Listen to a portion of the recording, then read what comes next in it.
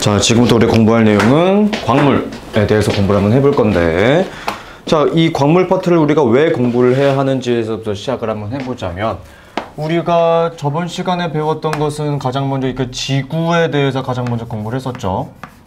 그치? 이 지구는 결국에 뭐로 구성되어 있었냐면은 암석들로 구성이 되어 있었다. 지구 중에서 우리가 가장 먼저 지각에 대해서 공부를 했었고, 이 지각은 또 뭐로 구성되어 있다라고 공부를 했었어? 암석에 대해서 암석으로 구성되어 있다라고 공부를 했었어. 그치? 그 다음, 그래서 우리가 저번 시간에 암석에 대해서 공부를 했던 거고요. 그 다음에 암석은 또 뭐로 구성되어 있다? 오늘 공부할 광물로 구성되어 있다. 이렇게 생각하시면 될 것 같아요. 오케이? 그래서 우린 지금부터 광물에 대해서 공부를 할 거다 생각하시면 될 것 같습니다. 자, 가볼게요. 전 다시 그냥 1번으로 쓸 겁니다. 1번 광물이고요. 자, 그러면 제가 방금 이야기를 했다시피 이 광물이라고 하는 것은 무엇인가 간단하게 설명을 한번 해보자면 암석을 구성하고 있는 작은 알갱이들이다라고 생각하시면 됩니다. 암석을 구성한다 생각하시면 끝나요. 그것이 바로 광물이라고 생각하시면 되겠습니다. 그 여러 가지가 있습니다. 굉장히 많은 종류의 광물이 있어. 4천여 종 가까이가 되긴 하지만 그걸 다 공부하기엔 좀 힘들 것 같으니 몇 가지만 공부를 한번 해보려고 하고요. 가장 먼저 이 광물 같은 경우에 대해서 우리가 뭘 해야 하느냐, 특성들을 가장 먼저 공부를 해야 돼요.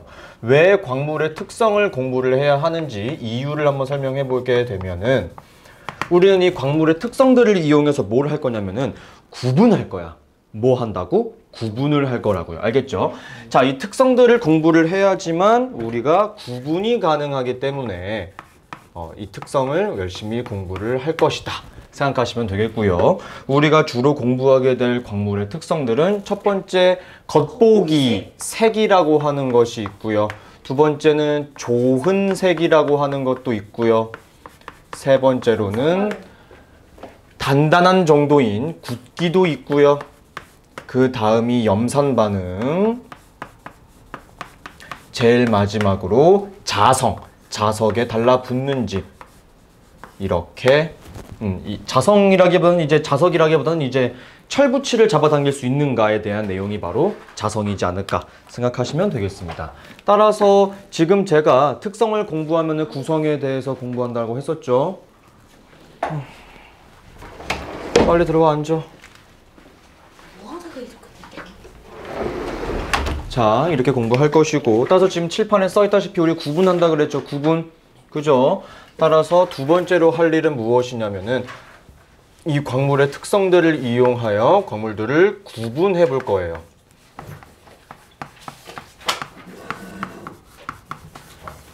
자, 생각을 한번 해봅시다. 광물의 특성을 공부를 했으니 구분하는 과정은 너무나 당연하게 쉽게 갈 수 있겠죠?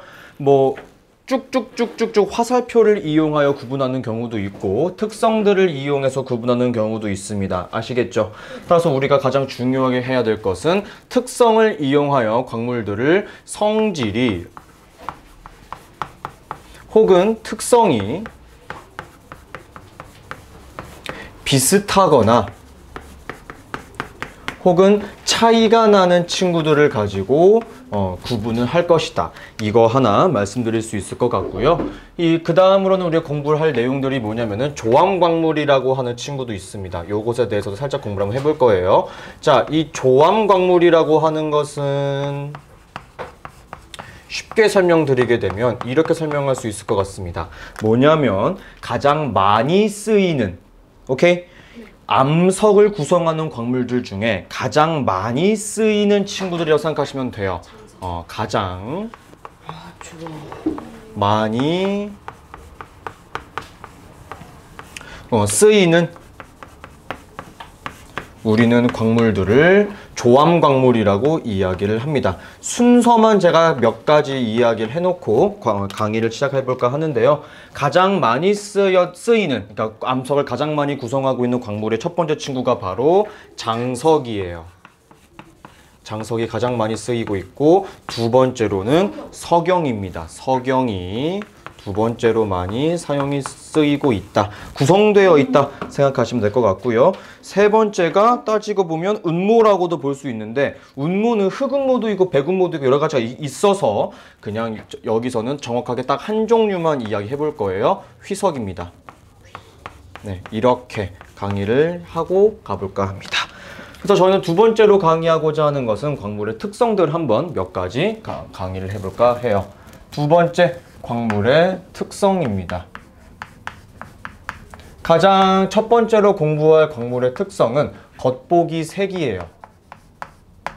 자, 여러분 겉보기 색은요 말 그대로 맨눈으로 바라봤을 때 어두운 색과 밝은 색으로 구분을 하고 있어요.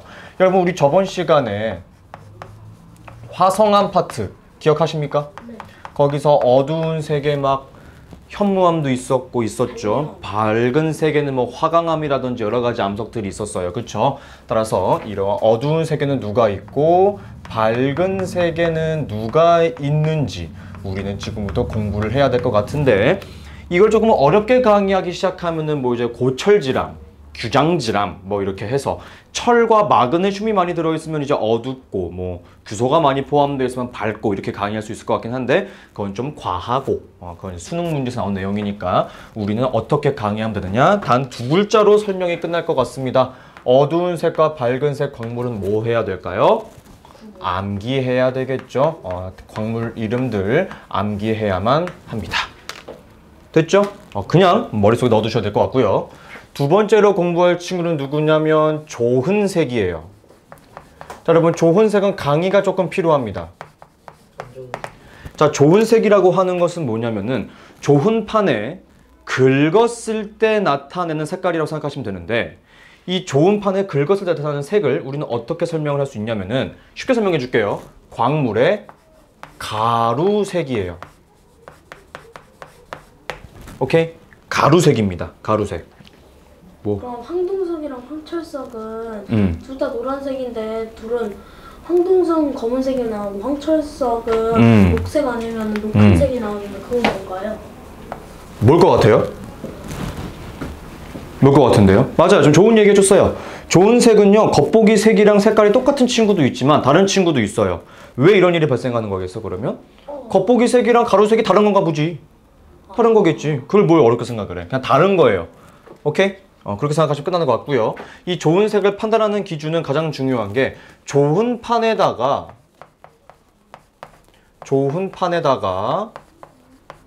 긁어서 좋은 판에 긁어서 우리는 판단을 합니다. 제가 바로 이 오른쪽에다가 다시 한번 설명을 하겠지만 좋은 판에 긁었을 때 가루가 나와야 되겠지. 그치? 그 뜻은 좋은 판이 더 단단해야 될까? 광물이 더 단단해야 될까? 좋은 판이 더 단단해야지만 긁힐 거예요. 이해됐어? 그치? 따라서 가장 중요한 거 좋은 색을 판단할 때는요 좋은 판보다 무르다라는 단어를 씁니다. 무른 광물만 판단이 가능할까요? 그렇진 않아요. 그러면 쌤, 좋은 판보다 단단한 친구들도 있습니다. 대표적으로 석영이라든지 다이아몬드를 여기서 채취하기도 하죠. 금강석이라고 하는 친구들. 이 두 친구 같은 경우는요. 좋은 판보다 훨씬 더 단단해요. 그러면은 좋은 판이 긁힐까? 석영이나 금강석이 긁힐까? 좋은 판이 긁혀요. 그러면 얘네들은 좋은 색 판단이 불가능한 건가? 그렇지는 않아요. 우리가 결국에 뭘 파악하는 거라 그랬죠? 좋은 색은 가루 색깔 파악하는 거라 그랬죠? 그래서 그냥 우리 과학기술력으로 만들어낸 뭐 믹서기라든지 여러 가지 더 단단한 강철 성분들로 그냥 갈아요. 갈아서 광석 쉐이크 판단합니다. 아시겠죠? 요거 하나 알아두셨으면 좋겠고 가장 좋은 얘기가 아까 나왔었죠. 자, 이 좋은 색에서 가장 중요한 것은 뭐냐면 겉보기 색, 맨눈으로 관찰했을 때 볼 수 있는 색과 가루색인 좋은 색은 무조건 일치한다, 무조건 일치하지 않는다? 무조건 일치하는 것은 아니다라는 판단 하나 해주셨으면 좋겠습니다. 됐나요? 네, 굉장히 중요한 내용이라고 생각을 합니다. 세 번째로 판단해야 될 광물의 특성은 뭐냐면은 굳기라고 이야기를 해요. 굳기. 자, 굳기라고 하는 것은요, 쉽게 얘기해 줄게. 단단한 정도야. 어떤 정도라고요? 단단한 정도다.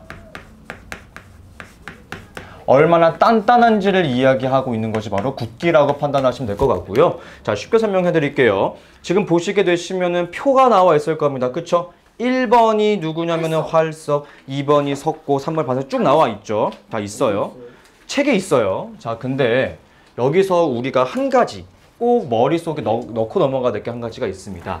뭐냐면 여러분, 굳기 숫자 나와 있을 거예요. 보이실 거예요. 그쵸? 그 숫자를 우리는 모스 굳기계라고 이야기를 합니다. 이 모스라고 하는 사람이 만들어낸 거예요. 자, 근데 이 모스 굳기계에서 1번이 활석이죠. 2번이 뭐예요? 석고. 그죠? 그냥 잘 봐야 돼. 그러면 쌤 혹시 2번인 친구는 1번에 비해서 굳기가 2배 더 크죠? 숫자가. 그럼 2배 더 단단한 거냐? 그건 아니에요. 이 모스 굳기계는요, 절대적인 수치를 이야기하는 것이 아니고 상대적이라고 하는 느낌 하나 넣어주셨으면 좋겠습니다. 이해하셨습니까? 자, 이 상대적이라고 하는 것은 이런 소리예요. 제가 방금 말로 말씀드렸지만 1번 1이라고 숫자를 가지고 있는 활석 있죠, 활석. 그리고 2번의 모스 굳기계를 가지고 있는 친구가 누구라 그랬죠? 네, 석고. 지금 딱 봐도 모스 굳기계의 숫자가 몇 배 차이 나고 있어? 2배 차이 나고 있죠. 그렇다라고 해서 단단한 정도, 굳기도 2배 더 단단하냐? 그것은 아니다. 그냥 활석보다 조금 더 단단하다라는 느낌을 생각해 주시면 되겠습니다. 됐죠? 그 다음 여러분들이 이 굳기 파트에서 맨날 틀리는 말은 뭐냐면은 말장난이고 독해력이에요. 국어 실력이 여기서 이제 뽀록이 나는 건데 뭐냐면 잘 들어보세요. 긁힌다. 그 다음 긁는다. 둘 중에 누가 더 단단한 친구일까요? 긁는다가 조금 더 단단하다라고 볼 수 있겠죠. 됐습니까? 이거 독해력 때문에 많이 틀리는 경우도 있습니다. 알겠죠? 요거 하나 말씀드릴 수 있을 것 같고요. 네 번째로 말씀드리고자 하는 것은 염산 반응이 있어요. 말 그대로 염산이라고 하는 친구랑 광물이 반응을 합니다. 자, 염산이라고 하는 친구는 HCl이라고 보통 쓸 수 있고요. 이게 염산이에요. 물론 좀 더 디테일하게 설명을 해드리자면은 염산을 그냥 쓰면 안 되고 물에다가 녹였을 때만 염산의 성질을 가질 수 있게 됐겠지만 그냥 HCl을 염산으로 봐도 됩니다. 자, 그럼 왜 우리는 굳이 이 염산을 공부를 해야 하느냐? 딱 한 친구 때문에 그렇습니다. 한 친구. 아, 따지고 보면 두 친구죠. 뭐냐면은 석영과 방해석이라고 하는 친구를 구분하기 위해서 이 염산 반응을 우리는 하고 있어요. 여러분, 석영도 투명하거나 흰색이고요. 방해석도 투명하거나 흰색이에요. 좋은 색을 판단해도 비슷비슷합니다. 그래서 구분이 좀 힘들어. 하지만 염산에 반응하는 친구는 석영이야, 방해석이야? 방해석이 반응을 한다. 물론 여러분 고등학교 넘어가면요. 방해석이 왜 방해석이냐면은 빛을 꺾이게 합니다. 굴절시켜요. 마치 거울과 렌즈처럼 굴절시키기 때문에 글씨 위에다가 방해석을 올려놓으면 글씨가 두 개로 보여요. 그래서 방해석이기도 합니다. 오케이. 그런데 우리는 간단하게 배울 거니까 이 정도만 기억해도 되겠다는 거죠. 됐습니까? 좋아요. 자리가 조금 모자랄 것 같기는 하지만 그래도 한번 써보도록 할게요. 다섯 번째는 자성이에요. 여러분, 자성에 대해서 오해하시면 안 되는 거. 여러분, 자석에 클립은 달라붙습니까? 달라붙지 않습니까? 달라붙어요. 이렇게 질문해 볼게요. 클립은 또 다른 클립을 잡아당기나요? 못 잡아당겨요? 그럼 질문해 볼게요. 클립은 자성이 있는 거야, 없는 거야? 없는 거야. 자성은 자성이 있는 거야, 없는 거야? 있는 거야. 정확히 기억하셔야 됩니다. 따라서 자성이라고 하는 것은요. 책에서 사용하고 있는 표현이 쇠붙이라고 표현을 해요. 쇠붙이를 당기느냐, 잡아당기지 못하느냐. 그런 느낌이라고 생각하시면 됩니다. 오케이? 그럼 여러분 이렇게 자성을 가지고 있는 친구는 하나만 기억하시면 돼요. 자철석이라고 하는 친구 하나만 기억하시게 되면 완벽하겠습니다. 됐죠? 이렇게 5가지의 특성을 공부하고 나면은 우리는 구분이 가능해, 불가능해? 가능할 수 있다는 거예요.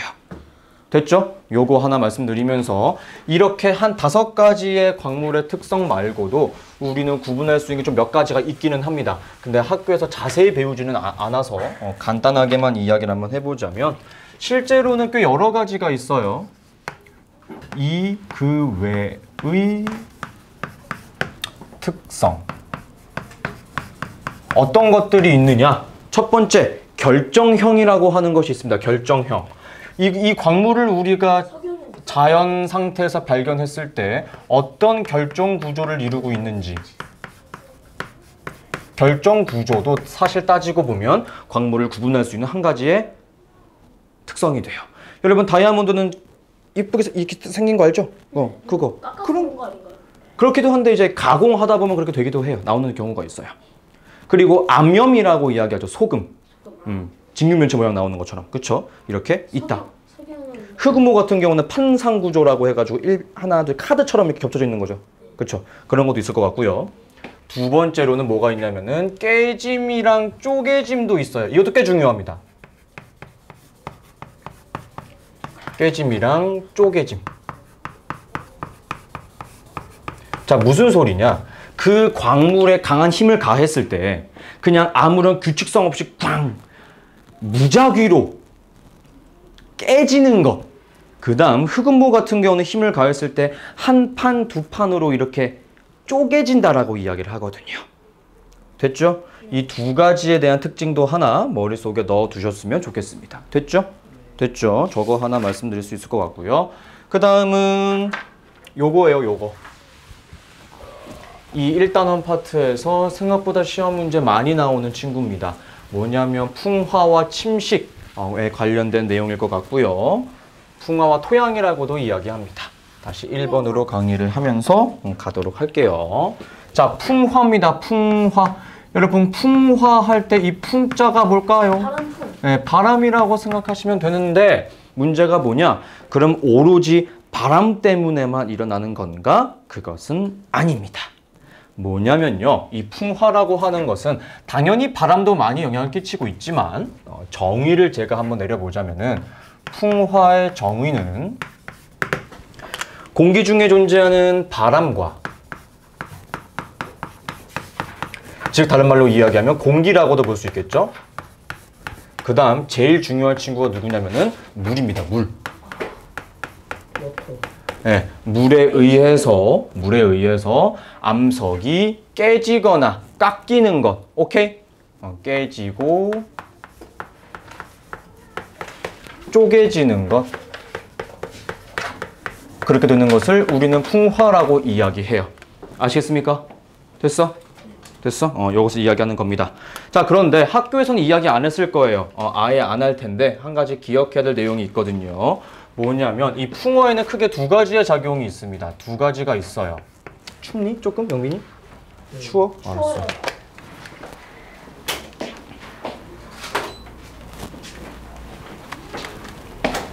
자, 학교에서는 이야기를 잘 안 할 텐데 기억해야 될 게 있습니다. 이 풍화에서는 중요한 게 물리적인 풍화도 있고요. 화학적인 풍화라고 하는 것도 있어. 자, 이 물리적인 풍화라고 하는 것은 뭐냐면은 정말 말 그대로 힘과 압력과 이런 것으로 쪼개지는 거예요. 그러니까 쉽게 얘기해서 성질이 변하지 않은 상태에서 크기만 작아지는 것을 이야기합니다. 오케이? 자, 물리적인 풍화라고 하는 것은 암석이라고 보면 편해요. 어찌됐든 간에 암석이나 광물의 크기가 작아지게 되는 것을 우리는 물리적인 풍화라고 이야기합니다. 물리적인 풍화. 알겠죠? 크기만 작아지면 되는 거야. 어찌됐든 간에. 그쵸? 자, 대표적으로 이렇게 물리적인 풍화는 어떤 것들이 있느냐? 첫 번째는 식물 뿌리가 있어요. 식물의 뿌리가 강하게 작용하게 되면서 암석이나 광물이 작게 쪼개지는 것을 우리는 물리적인 풍화라고도 이야기하고요. 두 번째로는 압력 변화라고 하는 것이 있거든요. 뭐냐면 이게 땅 속에 있을 때는 한 덩어리처럼 이렇게 붙어 있었어. 근데 이게 지진이라든지 화산 때문에 암석이 위로 올라왔네? 근데 이게 붙어 있던 게 아니고 그냥 얹어져 있던 거야. 그럼 누르는 힘이 약해지면 어떻게 되겠어? 떨어져 나오겠지. 그쵸? 이런 것도 있습니다. 그래서 두 번째로는 압력 변화도 존재한다. 오케이? 압력 변화도 하나의 물리적인 풍화라고 이야기를 하고 있어요. 무슨 소리인지 간단하게 생각하시면 되겠죠. 여러분 책을 그냥 내가 이 지우개 위에다가 분필을 누를 거야. 그럼 떨어져 안 떨어져? 안 떨어질 거야. 그치? 근데 누르는 힘을 떼면 떨어지죠. 이런 거예요. 그러니까 땅 속에는 중력에 의해서 눌려져 있었다가 중력이 사라지거나 그러니까 누르는 암석이 사라지게 되면 쪼그려 나오겠죠. 그렇죠? 그게 바로 하나의 물리적인 풍화다 볼 수 있을 것 같고요. 제일 중요한 친구는 이겁니다. 세 번째, 물이 얼어요. 물이 어는 작용이에요. 얘 때문에 상당히 많은 암석들이 풍화를 당하고 있습니다. 됐나요? 됐죠? 꼭 기억을 해두셨으면 좋겠습니다. 알겠죠? 그쵸? 이 세 가지가 보통은 이제 물리적인 풍화라고 이야기를 하고 있고요. 그 다음으로 하나 설명하고 싶은 것은 이건 조금 기억해주면 좋습니다. 물이 어는 거 있죠? 이쌤, 물이 어는 걸로 왜 풍화가 일어나나요? 자, 여러분, 이 물이라고 하는 친구는 정말 독특한 성질 하나 가지고 있습니다. 이건 이제 2학기 때 배울 내용이기도 하겠지만 지금 살짝 이야기해드리자면은 물은요, 얼음이 될 때 부피가 커집니다. 누가 수업 시간에 이렇게 소리를 켜놨지? 뒤지고 싶지? 아이, 늦게 와놓고 아주 그냥. 그럼 어쩌라고요, 나보고. 그럼 끄고 오던가, 수업 시간에. 이게 뭐야, 이게? 그죠? 얼음이 될 때 부피가 커집니다. 따라서 그냥 암석의 틈이 이렇게 있다라고 해볼게요. 자, 암석을 내가 그려볼게. 이런 식으로. 이렇게 있어. 여기에 물이 이렇게 고여 있으면 그냥 물이 고여 있는 거야. 그지? 근데 이게 얼어버리게 되면은 무슨 일이 발생하냐? 이 물이 이런 식으로 부풀어 오르면서 더 팽창해요. 그럼 어떻게 될까? 이 암석 틈을 점점 더 늘리겠지. 밀어낼 거야. 오케이? 자, 생각을 한번 해봅시다. 그리고 얼어놓고 끝나면 가만히 있겠지. 근데 민 다음에 다시 녹아. 그러면 암석의 틈이 조금 더 벌어진 상태에서 다시 어떻게 돼? 또 다시 물이 고여. 또 얼어. 또 부풀어 오르겠지. 또 밀겠네. 이게 수없이 반복되다 보면 어떻게 되겠어? 암석이 쪼개지는 거예요. 그럼 여러분 결국에 이렇게 물이 얼고 끝이 아니어야 되겠지. 뭐 해야 돼? 녹아야 돼. 그럼 생각을 한번 해봅시다. 녹았다가 얼고 녹았다가 다시 얼어야 돼. 일교차라고 표현하죠. 낮에는 그러면 따뜻하니까 녹았다가 밤에는 다시 얼어야 될 거야. 그래 안 그래? 그쵸? 그래서 이렇게 물이 어는 작용은 주로 어디서 일어나게 되느냐? 고산지대라고 하는 곳에서 일어나게 됩니다. 지대가 높은 곳, 산 꼭대기에서 주로 일어나는 현상이에요. 왜 산 꼭대기에서 이런 일이 일어나겠습니까? 왜? 일교차가 크니까. 낮에는 따뜻하더라도 밤에는 겁나 추워지니까 물이 얼어버리는 거지. 오케이? 따라서 일교차가 큰 곳에서 주로 일어나게 된다는 거 하나 알아두셨으면 좋겠습니다. 됐나요? 됐죠? 자, 그 다음은 화학적인 풍화라고 하는 것이 있어요. 세 번째, 화학적인 풍화예요.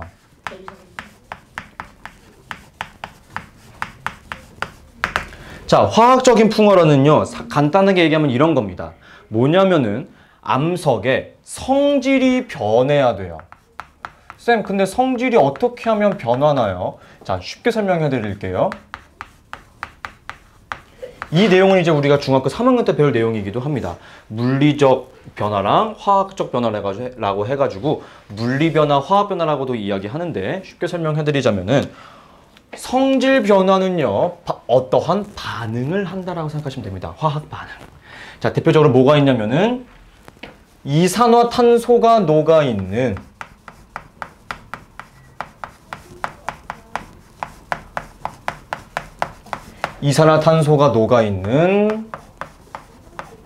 물에 의해서 풍화가 진행되기도 합니다.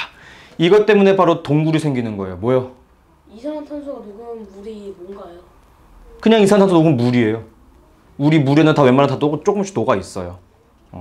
요거 하나 알아두시면 좋겠고, 그 다음은 이제 이끼라든지, 그 다음은 이게 식물 혹은 동물이 살아가면서 똥이라든지, 그치, 배설물 때문에, 여러 가지 배설물 때문에 성질이 변화하기도 합니다.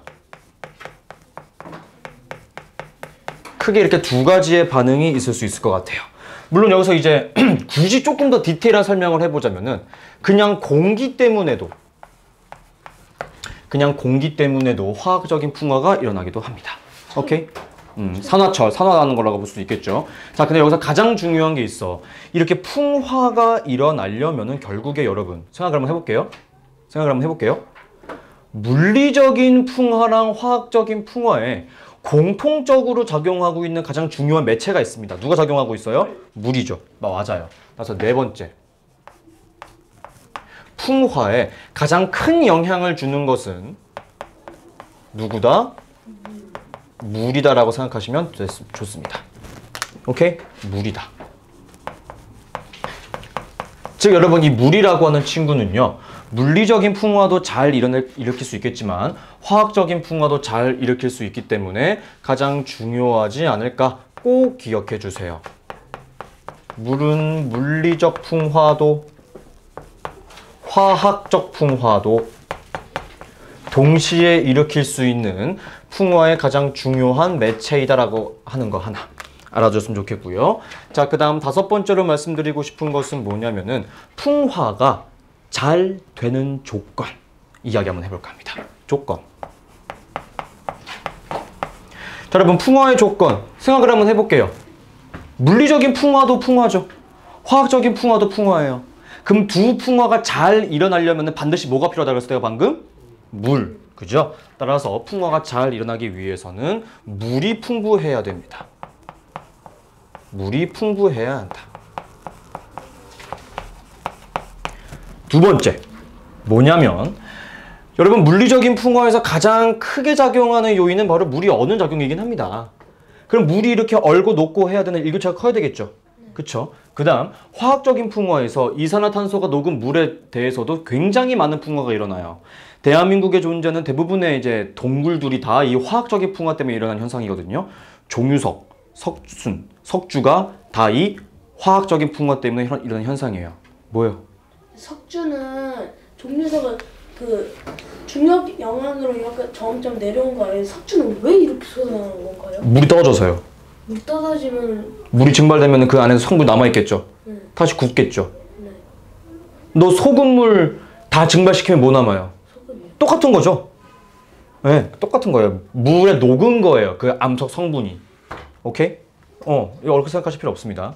그죠? 따라서 두 번째 조건은 뭐냐면은 이왕이면 일교차가 클 때가 좋습니다. 일교차가 커야 된다. 가장 중요한 내용일 것 같고요. 세 번째, 자, 별표 5개짜리. 별이 5개. 여러분 생각을 한번 해볼게요. 물이 5ml밖에 작용을 안 해. 그러니까 이런 거야. 막 바람도 엄청 세게 불고 물도 엄청 많은데 땅이 이렇게 있고 암석이 요만큼만 나와 있어. 땅 속에 암석이 이렇게 박혀 있어. 이거 풍화 많이 될까? 요만큼만 깎이지 않겠니? 그치? 근데 반대로 땅 위에 암석이 이렇게 올라와 있는데 땅 속에는 요만큼만 박혀 있어. 그럼 얘는 다 공기랑 물이랑 접촉할 수 있겠지. 그쵸? 가장 중요한 겁니다. 별표 5개짜리예요. 표면적이 넓어야 돼. 자, 여러분 표면적이라고 하는 단어 익숙하지 않을 수 있습니다. 여러분들 수학적인 용어로 접근하면 조금 편할 거예요. 겉넓이가 넓어야 합니다.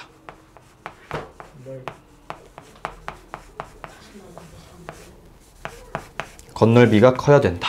됐습니까? 제 책에 보시면은 크기가 큰 거랑 크기가 작은 것에 대해서 이야기하는 구분이 나와 있어요. 정확하게 기억을 해주셨으면 좋겠고, 시험 문제 자주 나오는 내용이니까 꼭 기억합시다. 알겠죠? 자, 두 번째로 기억할 것은 이렇게 풍화가 됨으로 인해서 식물이 잘 자랄 수 있는 땅, 바로 토양이라고 하는 것이 생성됩니다. 자, 여러분 토양이라고 하는 친구의 정의는 뭐냐면요. 식물이 잘 자랄 수 있는 땅을 우리는 토양이라고 이야기해요. 식물이 자라는 땅을 우리는 토양이라고 이야기합니다. 자, 가장 먼저 이 토양의 생성 순서부터 기억하시면 될 것 같아요. 생성 순서.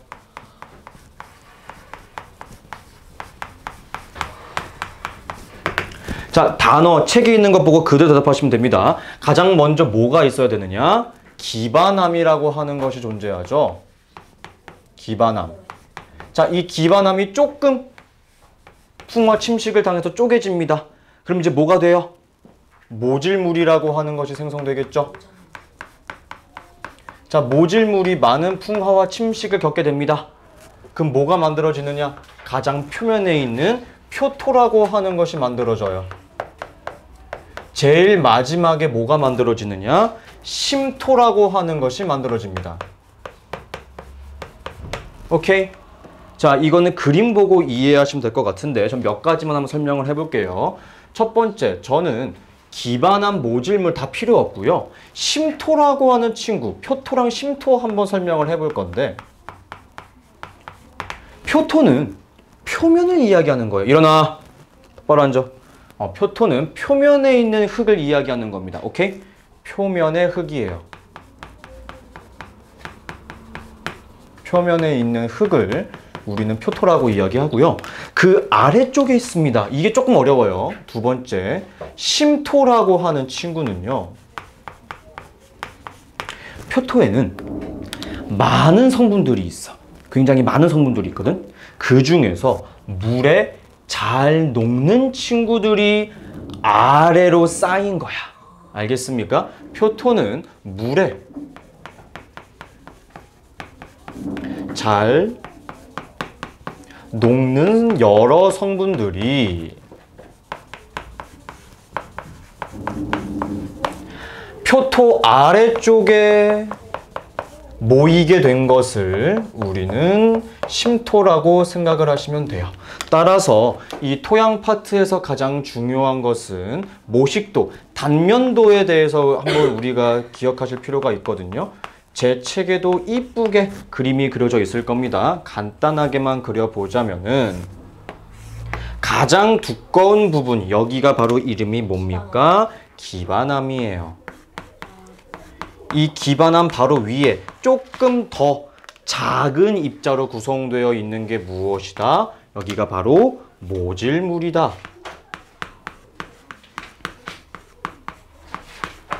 자, 그 다음 중요한 거. 세 번째 층에 표토가 있어야 될 것 같은데 표토는 표면의 흙이라 그랬죠? 따라서 세 번째 층의 이름이 무엇이냐? 여기가 바로 심토입니다. 그리고 가장 위에 쪽의 이름이 무엇이다? 표토다. 됐습니까? 자, 생성 순서에 대해서 이야기 한번 해보자면 첫 번째가 기반암, 모질물이 두 번째, 표토가 세 번째, 심토가 네 번째예요. 이거 조금 헷갈릴 수 있겠죠? 이 두 친구 때문에. 그쵸? 요거 하나 기억해 놓으시면은 토양 파트까지 모든 내용이 끝나게 됩니다. 됐죠? 오케이? 강의 여기까지 진행하도록 하겠습니다.